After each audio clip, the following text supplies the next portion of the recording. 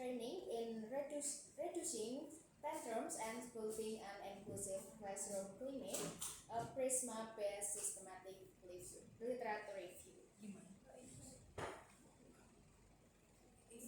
Saya Oh.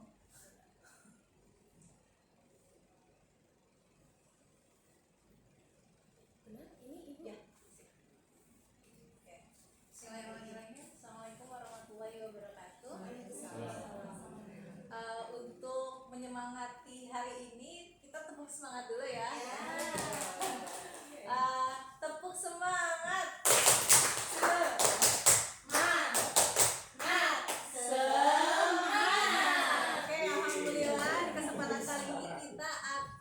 Mempresentasikan saya sendiri Kalimantan Fitria dari mahasiswa doktoral Universitas Negeri Yogyakarta yang akan mempresentasikan tentang efektivitas pelatihan SAFE dalam mengurangi tantrum dan membangun iklim inklusif. Nah, jadi saya mengambil riset ini karena melihat bahwa di lingkungan inklusif sendiri, sekolah inklusi ini kan memang sangat banyak sekali ya siswanya, terutama di Indonesia ini, apalagi saya yang tinggal di Jawa Barat, satu kelas itu bisa sampai 30 siswa. Sedangkan memang dilihat faktanya siswa itu harus diterima di sekolah-sekolah terdekat. Mengingat kita lihat janji inklusif sendiri bahwa janji inklusif sendiri ini bahwa setiap siswa meskipun berbeda perbedaan, ras, agama itu harus diterima. Nah, dengan hal ini berarti kan anak-anak tersebut bakal beragam dalam satu kelas, dan saya memaksimalkan dalam satu kelas itu paling bisa 2 siswa anak berkebutuhan khusus ya di dalam kelas inklusif. Namun kenyataannya memang tidak semudah yang dibayangkan oleh teman-teman sekalian ya, terutama oleh guru-guru yang menangani anak-anak berkebutuhan khusus ini. Oke. Tentu ini ada urgensi dari penelitian ini, terutama dalam hal bagaimana sih kebutuhan mendesak anak-anak ini dalam hal mengelola perilakunya sendiri, terutama gurunya, kesiapan gurunya, terutama dalam hal anak-anak ketika tantrum menghadapi banyaknya siswa di dalam satu sekolah tersebut. Nah, hal ini menjadi hal yang sangat krusial gitu. Anak-anak ini kesulitan dalam hal mengelola regulasi emosinya.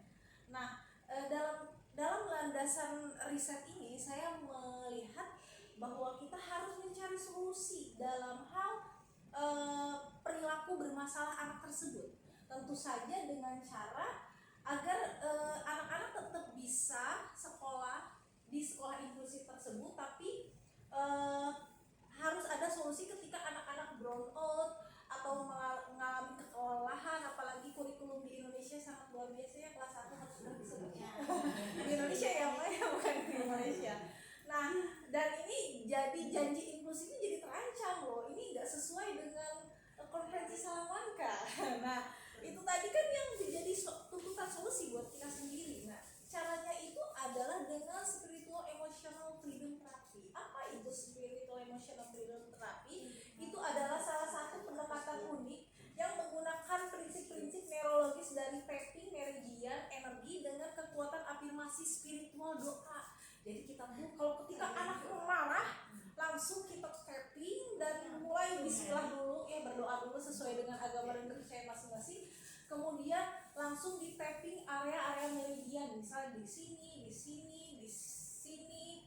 pokoknya beberapa tapping yang secara alami bahwa tubuh dan emosi itu terhubung sebenarnya. Jadi ketika kita merasa frustasi, marah, dan ingin mencapai stabilitas perilaku, kadang-kadang kan kita butuh, kayak orang yang stres aja menurut SPKJ harus olahraga untuk mengurangi masalah stresernya. Nah, apalagi anak-anak berkebutuhan khusus ini di kelas inklusi yang notabene-nya pasti banyak tantrumnya lah ya, otomatis kita harus melakukan pemberdayaan ABK untuk mencapai regulasi self regulasi dan memberdayakan guru juga untuk mengelola stres mereka sendiri.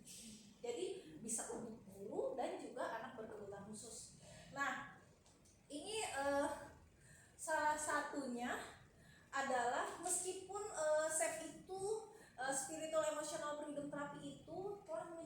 hasil yang positif dalam studi klinis, misalnya mengurangi kecemasan dan trauma. Tetapi apakah SEP ini bisa efektif dan dampaknya iklim di kelas dan faktor moderatornya dalam hal ini? Nah, kita bisa lihat, saya melihat dari metodologi mathematic literature review ini menggunakan pendekatan kualitatif, dan saya cari sumber datanya di Google Scholar, PubMed, ERIC, dan Scopus. Kemudian ada kriteria seleksinya dengan intervensi ABK. Ini sebenarnya bisa untuk anak-anak atau orang-orang dewasa normal lainnya. Kemudian di screening, dan hasilnya ada 30 studi yang dimasukkan dalam sintesis. Nah, dari sini kita bisa lihat bahwa ternyata dari 30 studi akhir yang dimasukkan dalam sintesis itu ada proses seleksi kelayakan dalam mengikuti 4 tahapan Prisma. Jadi ada screening, kelayakan, dan inklusi. Dan lebih dari yang sebelumnya dicari adalah 1000 record yang diidentifikasi. Nah, selanjutnya, temuan utamanya itu ternyata bisa dilihat bahwa efektivitas SEP adalah menunjukkan arah efek yang menguntungkan, dan pelatihan SEP sebanyak 30 studi tersebut melibatkan total sekitar 450 siswa anak berkebutuhan khusus, termasuk ada autism, ADHD, dan kesulitan belajar, dan 110 guru di lingkungan sekolah inklusi. Nah, ternyata ada penurunan tantrum karena dengan terapi tadi itu langsung cepat turun gitu. Ibu bapak bisa coba di rumah, kira-kira peningkatan kalau misalnya lagi stres, lagi pusing, bisa cicilan banyak, nah bisa dicobain ini ya. Nah, penurunan tantrum atau misalnya dalam hal regulasi self regulasi itu. Nah, dengan hal ini ternyata 65% peningkatan partisipasi 19 studi melaporkan peningkatan keterlibatan akademik dan interaksi sosial. Ibu maaf, bisa dipersingkat waktunya sudah habis. Kualitas bukti keterbatasannya. Nah, di sini ada penilaian MMAT yang dalam hal menunjukkan sebagian besar studi memiliki kelemahan metodologis yang signifikan. Nah, di sini bisa dilihat ya rekomendasinya. Sebenarnya ada resiko kepastian bukti dinilai rendah hingga sedang menurut Sherkwall karena keterbatasan desain dan heterogenitas intervensi. Jadi ini sebenarnya intervensinya masih jarang ada yang dilakukan, tapi memang bisa dilakukan untuk anak berkebutuhan khusus gitu ya, lebih banyak. Jadi direkomendasikan diperlukan RCT untuk menciptakan kepastian buktinya.